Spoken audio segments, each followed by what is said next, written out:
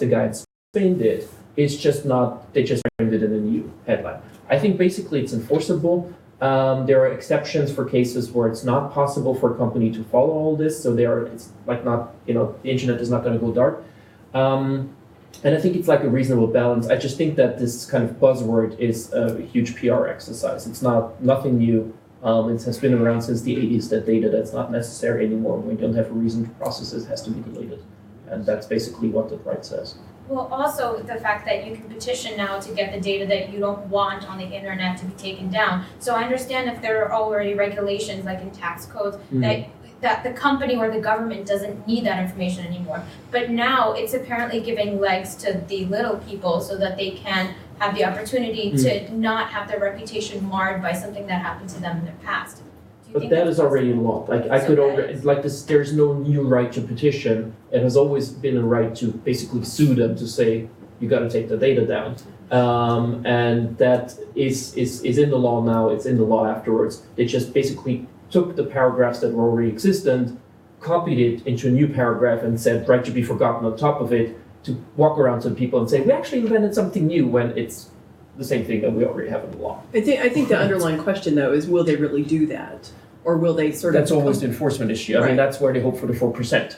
That's basically where they hope for the 4% issue, that companies are just going to be like, I'm not going to pay 4% of my worldwide revenue because I didn't take, a picture of some stupid person that wants to take it offline.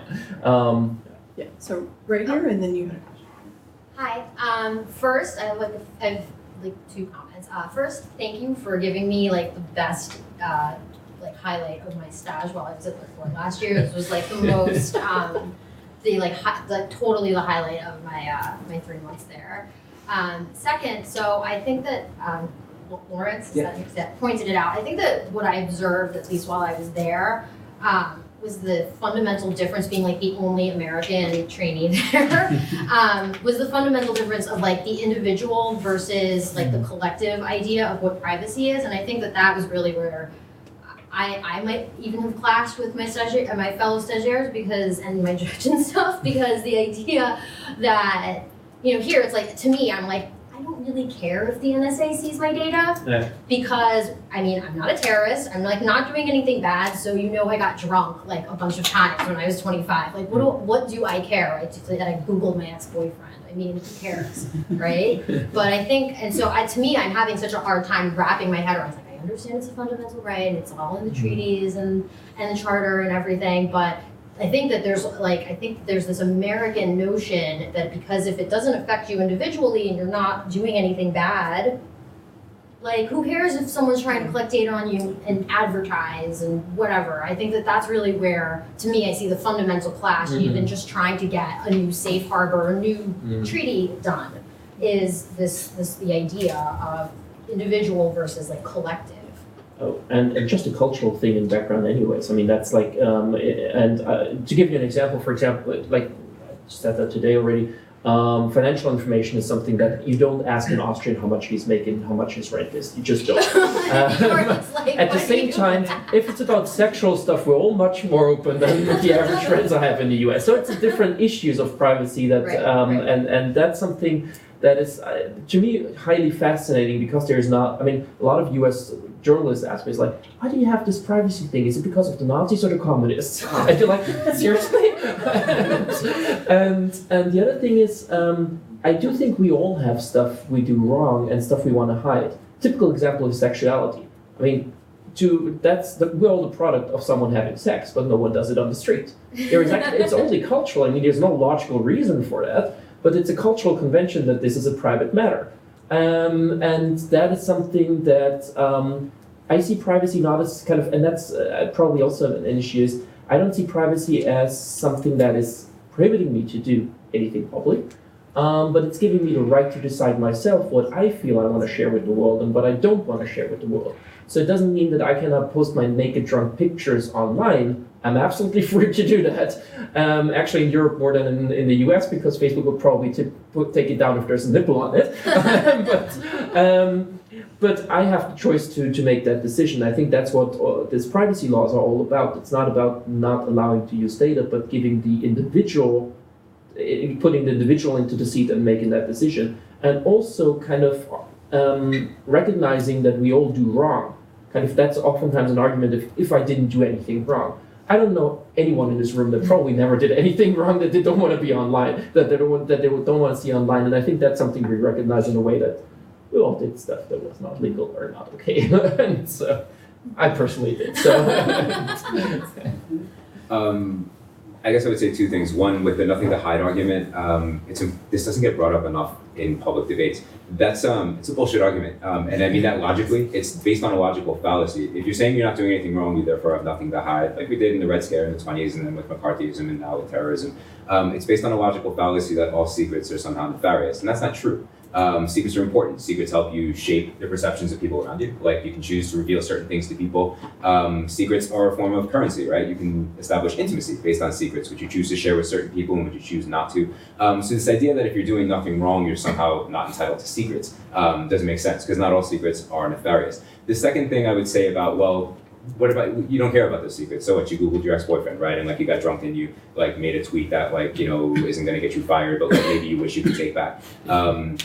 But one thing that's been very apparent, and when you're talking about coming up with real world examples, I think, and analog examples of how digital things can be dangerous, is snippets of data on their own. Very, very hard to really come up with anything. But right now, the algorithms that are developed by private corporations and the government, it would shock you what if someone took just a pile of information that by themselves really tell nothing about you, how strikingly, not just with this gentleman talking about the potential for completely out of context and coming up with a picture that's not even true, which is definitely a danger, but also you might be shocked at how very true some of the information, that because you had this pile of seemingly innocuous, seemingly harmless information, the level of algorithms. You guys hear the story about Target, that girl who was pregnant, which is the big like thing in the data community. It's did you hear the story? It was a teenage girl who was pregnant, didn't tell her family, was out buying things at Target, and wasn't buying cribs and things like that. She was buying like bags big enough to hold like diapers, but her purchase history through Target triggered an algorithm that says she is 92% likely pregnant,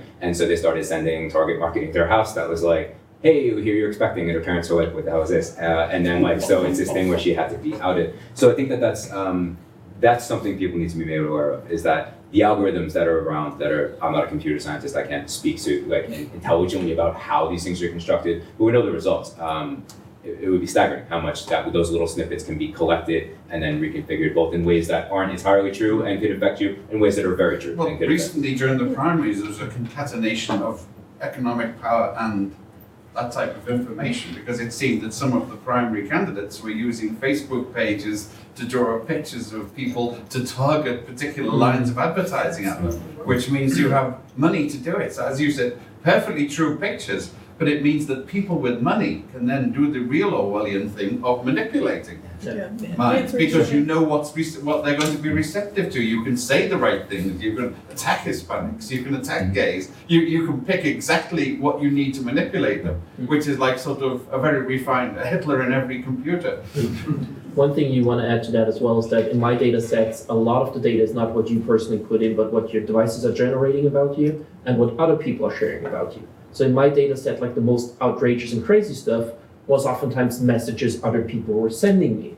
I was like, I know this is true, but you shouldn't send me that in a Facebook message. And it's not deletable anymore. So you have, I don't know, your love stories that someone is sending you. And I wouldn't do that on Facebook. That's something I would not even do via email, because, you know, personal relationship stuff is something I share in person over coffee.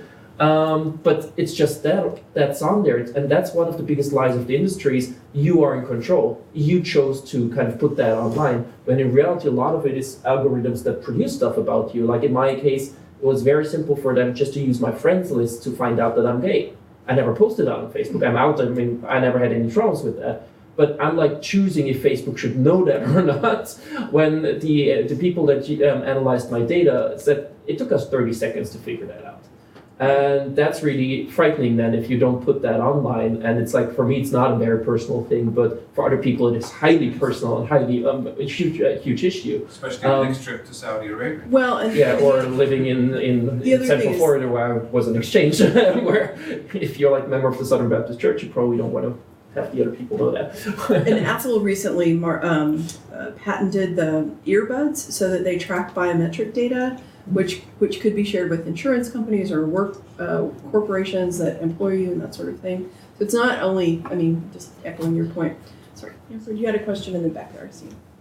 You mentioned the right to forget in European law, and if Google is told to delete a web page about you from its search results, it does not necessarily mean that that web page disappears, because it may be on a server that Google does not control. Is there anything in European law to be done about that? Because it's still there in some other search engine, so could still link to it after all. Basically, the problem of the judgment was that only the question of what Google is doing was referred to the European Court of Justice. So the matter of the actual source was not, the court was not able to address that issue. Basically, what the court says is you have to look at every processor that uses the data, and every one of them has to comply with the law. It's not like if the first one kind of put it out there, you kind of lost your right in privacy, or your, how's it called in the US, there's like the interest in your privacy that's lost. Your reasonable expectation in privacy, that's the thing. So there's no doctrine like the reasonable expectation in privacy, so like once it's out of the bottle, it's gone. And you could possibly bring the same thing up against the source as well. Google was especially an interesting target because oftentimes you don't have jurisdiction over the source. And you do have jurisdiction over Google, and factually to most people, Google is the internet. I just recently introduced my mom to the address box up there because she's never used it before, because she's typing everything into Google. So that was like the rationale behind it, to say, you know, if it's off Google, very likely you pretty much got it off the internet. So somebody nefarious could put up a search engine to link to everything that supposedly is forgotten and still make it available. Right, and we have, even Google said basically that they're only taking it down on google.fr, or like the kind of European top level domains. And if you went to Google.com, suddenly all these things were back there. So there was a huge debate on if they have to take it down there as well, if you geo-block it and basically have to get it offline if Europeans are looking on the page. So that's an issue as well. But of course, if there's like someone sitting in, I don't know, South America putting a new Google on, and it's just going to be there. I mean, that's just a question of jurisdiction in the end. Yes, sir. I was going to ask, where does extraordinary rendition fit into the argument of privacy? For example, in the case of Khalid al-Masri, where he was mistaken to be a terrorist, and after crossing the border, he was abducted and interrogated and tortured by the CIA before being returned. I think it was like 6 months to a year later. He was actually presumed dead by his own family. Like, where does that fit in with privacy advocacy, and how security can be turned on its head, the security argument, where if it's for security, it's okay, but in this case, they had access to him under the guise of him being a terrorist. But it turns out he wasn't a terrorist. Where does that fit in with privacy advocacy? I think that it's important to differentiate for a second between privacy and civil liberties. Civil liberties is a large umbrella, and privacy would be one of the things that falls under that umbrella. But then, we're here because it's also its own distinct thing. But I think that it's something with extraordinary rendition. Maybe the best way to look at it is as a civil liberties thing, because there was things. The wrong here is much more than just an invasion of privacy. There's actions that came before and after it. The invasion of privacy was the tool, but infringing on privacy in the name of security is a valid argument, like in some regard. Like, we can't just completely dismiss it and say that it's not there. So I'm not familiar with that specific case, so I couldn't say what's there. Off the top of my head, what I would say is, if we need more actual examples of why we shouldn't be so cavalier with certain things, that's the use in a privacy debate would be to point at this and say, look, like these illegal things, these means, far too often do we take snippets of information and infer much larger things about them that aren't true, which is why maybe you don't have the right to those things in the first place, because people make these mistakes. And when you're asking, why shouldn't this data be accessible, it's because people screw up a lot. So, what's there and what's not. That could save you more data this would. And if you have more, that's what they would say, right? Or it would just happen like exponentially. I think that with that, my knee-jerk reaction is also to realize that there are privacy arguments and then larger civil liberty arguments to be drawn from and taken look at. And they're connected, right? Yeah. Absolutely. Yes, sir. I had a question for Max. At the start of your presentation, I think you said that 82% of Facebook users worldwide have, in fact, a contract with Facebook Ireland, because for tax reasons, it's easier for Facebook to handle these people. So I was just wondering, what is the jurisdiction of EU regulation for all these people? I mean, if you're Chinese, if you have a contract with Facebook Ireland, does it mean that you are protected by EU law in your relation with Facebook? Yeah, one of the fundamental difference is that the European Union has human rights, so it applies to anybody in the world. That's one of the big problems in the debate is that the Fourth Amendment typically only applies to US persons, which is like citizens' rights we had in European countries until like 1800 something, and then in the last century we finally moved to human rights. And that's still a debate with the US oftentimes, that the Constitution simply doesn't apply to a European. All these data protection laws and privacy laws, all the consumer rights protection you have in Europe applies to anybody in the world.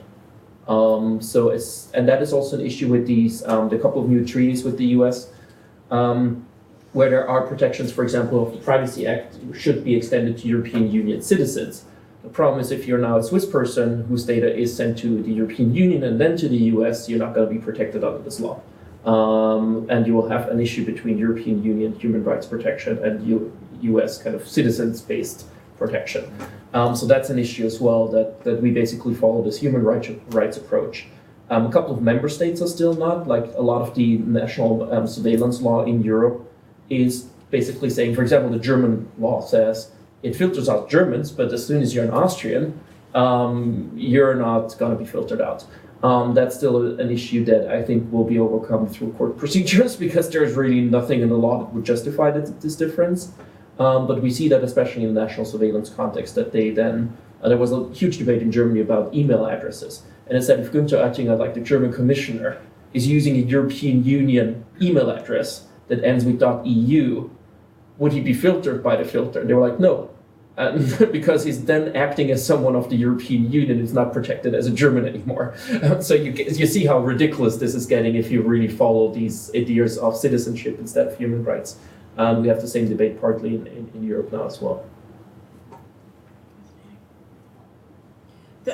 I'm just thinking about my own work. I don't want to derail this, but it just strikes me that this is one of the key differences that I found in terms of how people think about hate speech online, that the Europeans think of it much more about human rights and about protecting human rights and balancing that with free speech, but the sort of taken for granted understanding in the US about free speech is this kind of knee-jerk reaction that's very much based on a kind of absolutist notion of the First Amendment that doesn't take into account human rights. So that's just an interesting parallel. I think that's oftentimes the other way around in a way, because like from a US perspective, the Europeans are kind of crazy over their privacy stuff, while from the European perspective, Americans are very crazy about the First Amendment and going to an extent that probably goes beyond. I mean, pretty much we have the freedom of speech just as well in the Charter, and it follows the same logic of proportionality. How far can you limit freedom of speech in another interest?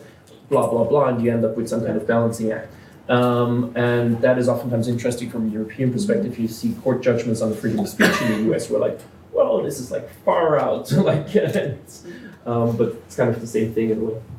Just because you guys are mentioning the First Amendment, there's a privacy protection in the First Amendment that doesn't get spoken of a lot in mainstream debates. It dates back to a case in the 1950s called NAACP versus Alabama. I don't know if everyone's familiar with it, but long story short, NAACP, civil rights movement's about to be in full swing. They roll into Alabama, set up an office, at which point the state says, there's a state law here. If you're setting up an organization, you have to make all of your rosters and membership lists available to us. At which point they're like, no, absolutely not. Like, we're Jim Crow South in the 1950s. The people that are members will be, subject to reprisals and things like that. And that'll really limit our organization. It goes to the Supreme Court, and one of the better decisions in defending privacy basically says that we extend the First Amendment with a loose constructionist interpretation of the Constitution that says association is speech.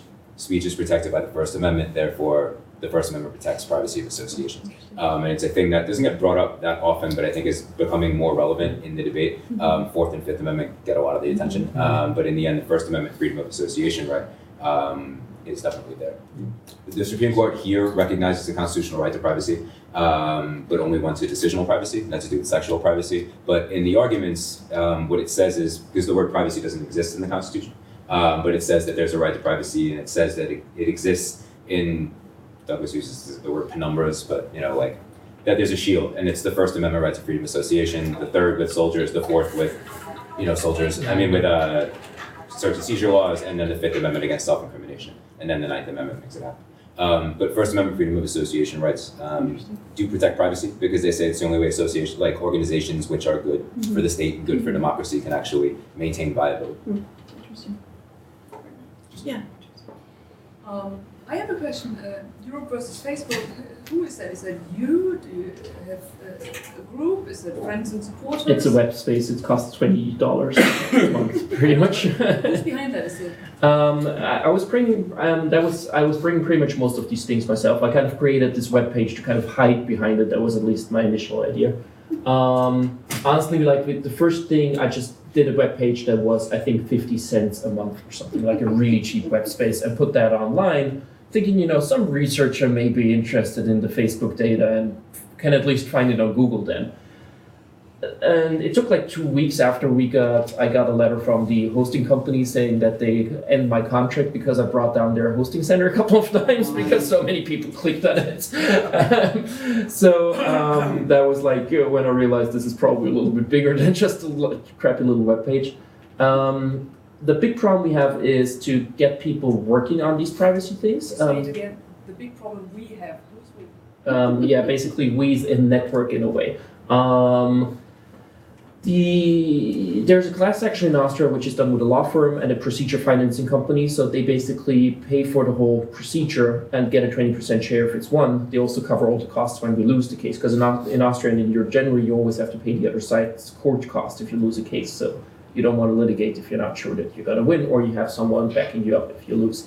The European Court of Justice procedure was done. First of all, I tried to find a lawyer in Ireland. There were a couple of privacy lawyers that were like, I love what you're doing, that's really great, but don't tell anybody I've ever talked to you, otherwise I lose all my clients. The problem is really to get people that know about it. I actually got an asylum lawyer that at least knew about the procedure somewhat, and wrote him a script to read out to the judge. And that's how these cases actually work. And we then ended up with, when it came up to the European Court of Justice, we had 2 German professors that were working on it as well. But still, 80 to 90% is stuff I write myself. Like most of these court briefings and stuff like that is I write myself. And it was interesting because in Europe, that was the big story. Like that was like the fun thing, like David versus Goliath. While in the US, that was the reason no one reported about it, because they were not taking it serious. Because if you don't have like 20 lawyers and a huge law firm, there's no way you're going to win anything at a Supreme Court or something. And it was interesting because it kind of works that way. And if you know the case and if you know the law, you're not going to find anybody that knows better. And the little people that do are typically conflicted. And You used the word class action in your analysis. Is there class action in European law? It really depends on the different countries, and a couple of countries that do have kind of tight class actions. In Austria, we had a debate for 20 years about introducing a class action. Politics couldn't really come up with it. What we do have is a system, they call it Austrian-style class action. So what happens is, if everybody in this room has the feeling that their privacy was violated by Facebook, and we all go for a short thing of 500 euros, we put a token amount of 500 euros saying we don't want to make money off of this case, we want to get Facebook in compliance, so we kind of put 500 euro when we could have said 5,000 per person or 10,000 as well. All the people in the room assign their claim through an assignment paper, basically, to me. I'm then going after Facebook, so if you're Facebook because you're blue, we basically have a 2-party procedure, and that way financially you basically have a class action, but it's an opt-in system, so it has the benefit of people really knowing what this is about. You have to sell the class action to each individual person. It's an opt-in system. However, we did a very nice thing. We got a web page like that rendered on normal cell phones. And you have to log in with Facebook. So you have to use your Facebook account and use the login with Facebook system, because we needed to verify that they actually have an account. And we pulled the data from Facebook from them. You had to take a picture with your smartphone of an ID to prove that this person is actually existent and a real person. And you had to fill out a bunch of stuff. And that way we got 25,000 people within 6 days. So I expected it's going to be 1,000 or probably 2,000. That's all we needed. But after 6 days, we had to shut down the page because like the daily statistics was like a ball that was jumping higher and higher every day. And that, given that only like they took people on average 10 to 15 minutes to fill out all the forms and papers, basically. So it was not like an easy, quick thing.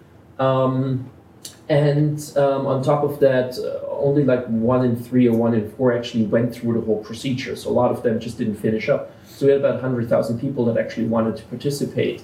And we still have a waiting list of about another 100,000 people that are just on the list right now. So we're right now waiting for the Supreme Court in Austria to see if this class action construction we did is actually working the way we did it. And that's going to be interesting. And the judgment on that could come anytime. Or we could possibly be referred to the European Court of Justice again on a procedural question. So I'm kind of probably, I said probably one aim in life could be to have the most cases as an individual person at the European Court of Justice. They number them, so you could be Schrems 1, 2, 3. Anyone else?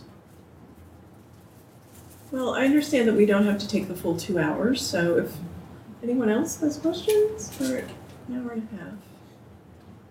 Going once. Sorry to keep everyone here a few minutes. So we've been talking about all of this and all, whatever. So actually what it just came to my mind was that, there's a lot of controversy about PRISM and Edward Snowden and all that stuff was obviously very, kind of brought to light, all of this stuff. And I don't know if you guys are aware that like in the United States, like circuit courts have actually, the Court of Appeals have actually like ruled on a lot of these things. And I guess, when your case came up, I was wondering like, how is this going to actually necessarily work? Because obviously the idea is that Snowden came out and that's kind of what prompted people to really look at safe harbor and decide that it was not good anymore. And so then I think when the Patriot Act came up for renewal and then like the Second Circuit had said that the Patriot Act or PRISM was unconstitutional, obviously it doesn't go up to the Supreme Court. So I'm wondering, like, I don't, whatever your thoughts are about in trying to construct a new safe harbor, like how these American decisions and the sort of expiration of a lot of like the reasons that these acts exist. I wonder how that new sort of factual information will inform either future cases or not at all, or in constructing a new safe harbor.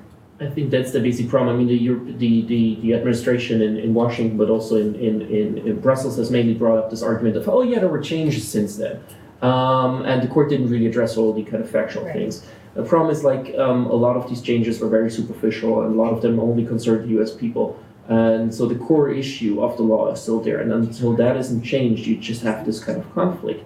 They're right now trying to solve it by having letters from the U.S. government saying we're not going to do that, which is, I mean, the court is just going to laugh about it.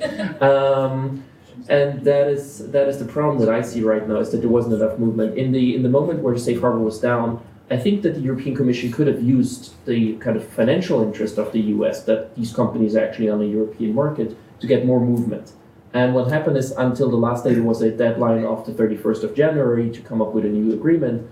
And the lawyers in the Commission have said there is no agreement because the US didn't move like enough. I mean, there were a couple of improvements, and I'm not saying that there is no kind of move forward. But if the court is asking you for a mile and you walk for 50 meters, then just not there. So what happened then is that on Monday, apparently the political arm of the Commission has said, which is going to take whatever the US has proposed and proclaim this is the deal. Because basically then there's a new decision out, you have to go back to the European Court of Justice in Luxembourg, this takes 2 or 3 years, and until then I'm not the commissioner anymore. That was apparently what happened, which is not very helpful either, I mean, not for privacy obviously, but also not for the companies that rely on it, because you have a new deal now that is very likely going to be struck down by the courts again. So a lot of the lawyers in the field are not relying on that, but look for alternative methods right now. And I would have hoped that the Commission is using that more of a tool to actually get pressure on the US government. And you would have probably had the Silicon Valley on your side oftentimes to say, we really need to change that because we got to sell our products in Europe, and if we have laws that are conflicting with these things, we have an issue. But they kind of dropped out in the last moment, which was unfortunate. And that's just the people that are there right now. So.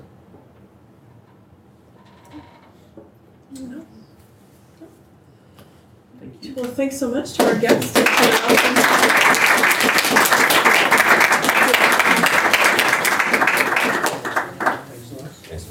Yeah. Thank you. Oh, yeah. Thank you. It's really good having all doing things.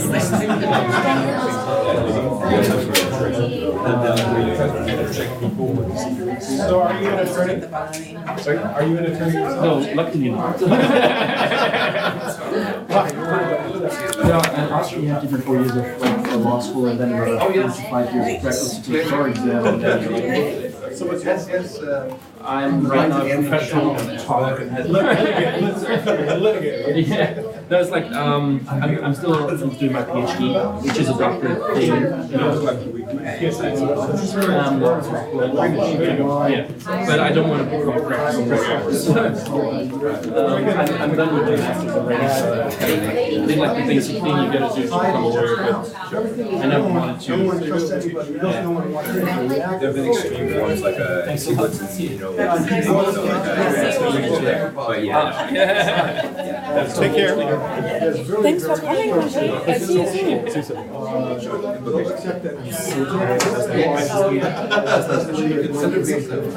Exactly. And that's the thing. You need some punchy stories. Yeah, no, I agree. And that's it's just like you're asking for support. Thank you. Yes. Yeah. Love to hear you about your work. Really interesting. Sorry, I have Yeah, I was gonna show up like maybe like shopping the books and if you like what you're saying. I wrote for the Nation, the Atlantic, the Hill, which is like the top side. Basically, it was really that argument, but yeah, like No, I don't know. That's my one of the favorites. Yeah, it is something, so why would you be stronger?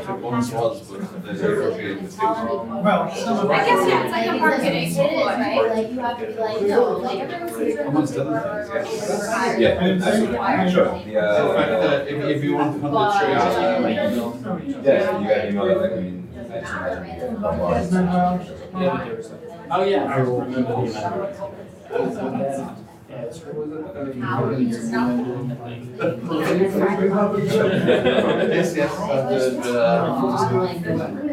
well, I was president of the UN Correspondence Association. I have a book on the UN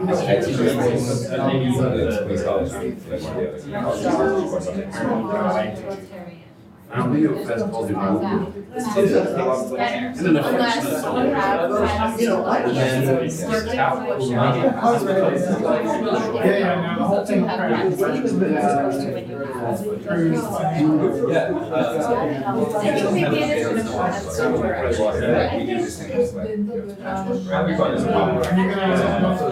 There are tons of problems, so that's always an issue. It's a big describing the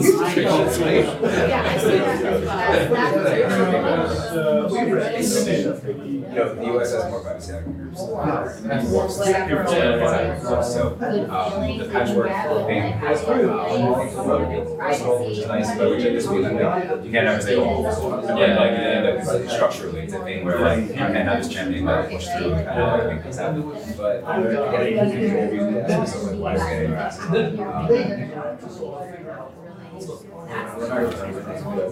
that's how we're going to like appreciate it, like bring it back, and then walk right into just I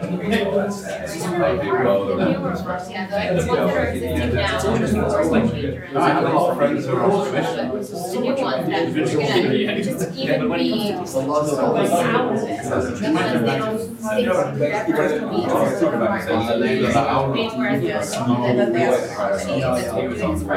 have money to apply. So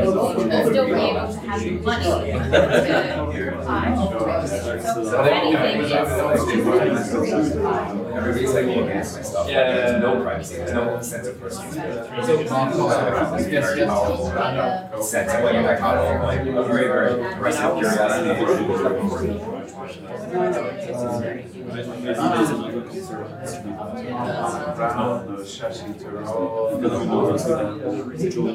Oh no, you're talking about This is pretty much, all these arguments are bring up there. I know, it's my job. Yeah, Sure. It's not so they get expanding the shoulders every time it's shrunk to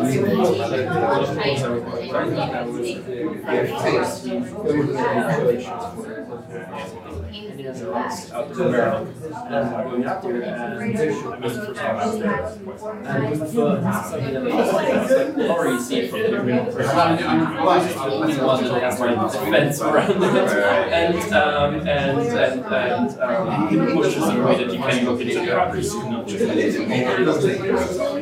It would be nice to graduate.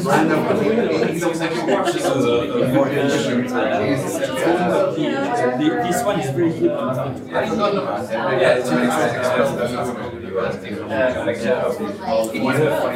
Yeah, exactly. I would need one for you to browse and take pictures. Right, exactly.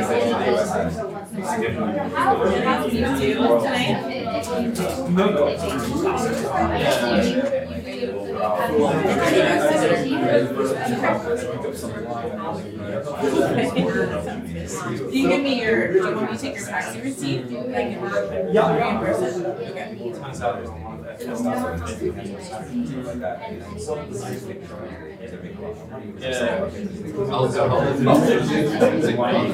Never understood how it works. We're doing like all these things.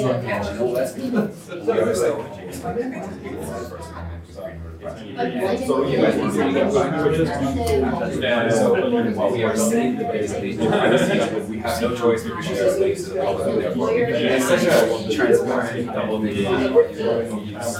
From what I know, it's the first time you see this. It's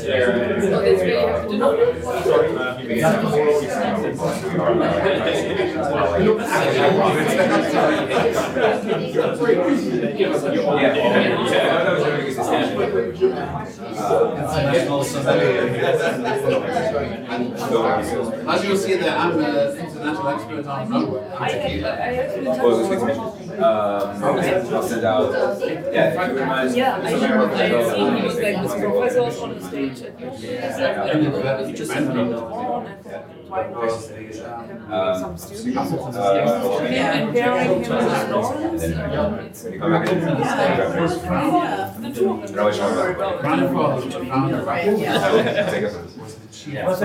Thank you so much, really. No, it was really nice.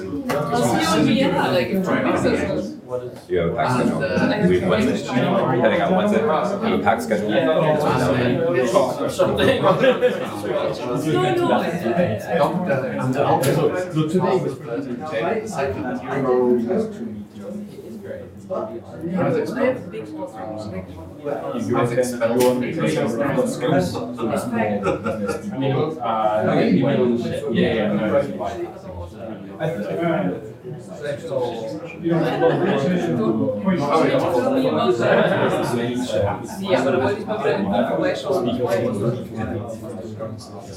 I agree. It's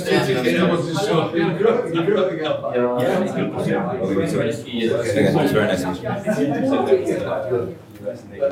I'll see you. Thank you so much. This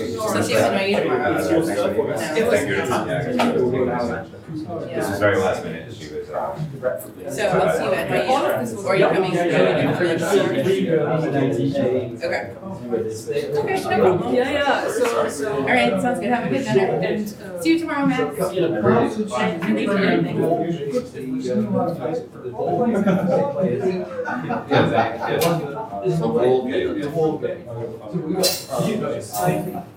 That's all great. I'm just thinking now about organizational. No. The one sent me PowerPoint like since Saturday and it never went through. And actually, I'm thinking now. Nobody really. Okay. I wrote a book on charity Representing public No, schools. I'm really Obligations. thinking now. Anyway,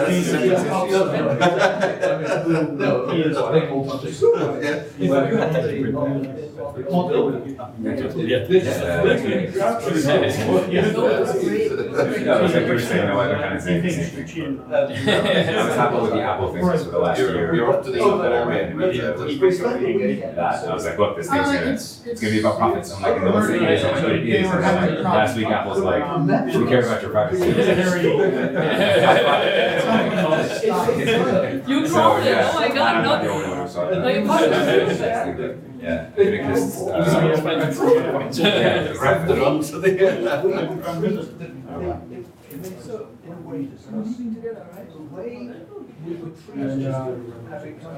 She moved on. As being, I mean, it was fun. No, it's the class system. Thank you, very interesting. Thank you very much. It's good stuff.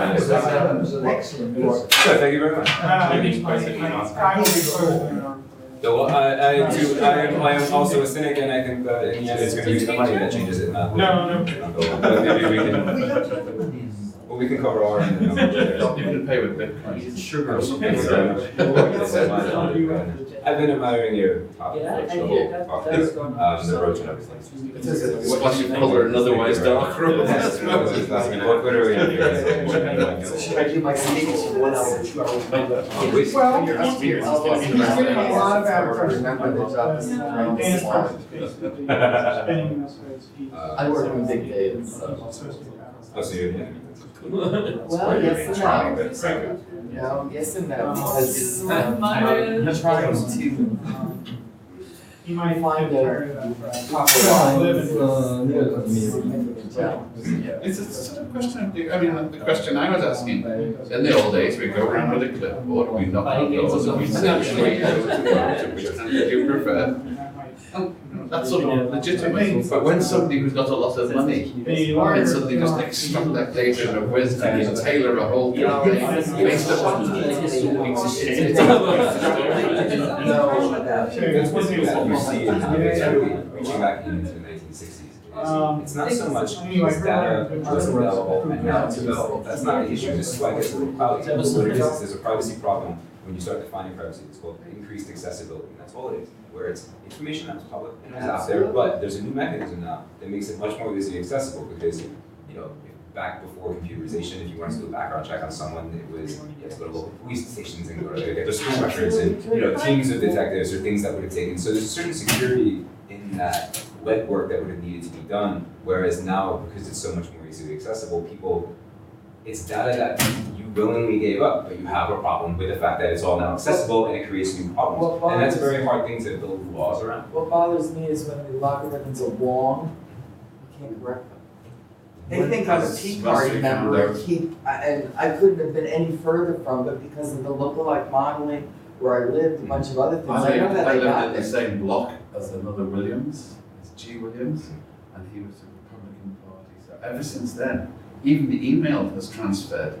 So I mean, I get from both sides. I get Tea Party and I get raving revolutionary stuff. But that's the problem. pouring It's, in. you know, what you can and can't control or correct and not correct is, for me, the issue. We have over 25, without even sentiment data, we have 2,500 characteristics about half the population of the United States. It's frightening to me. Yeah. How it's used has to be so careful, and the capability of misuse is just such a fine gray line. Well, the capability of misuse is almost 100%, whereas the potential for accurate use is almost 0%. Well, we're trying to do, I work for Time Incorporated, so what we're trying to do is curate data that you would be interested in, but the amount of security that we keep and continue to keep on the database that we have is significant because you could misuse this data. So we think we're doing it for noble, yes. Process of elimination. For more noble causes because we curate your data and the stories that you want, because at the heart they're really about content and about informing the public. And they work pretty hard to do that. It's funny because and they make their money by advertising because people don't want to pay for it anymore. So it's the same with Farmers Weekly. One of the first stories I did when I came here in the late 80s, early 90s.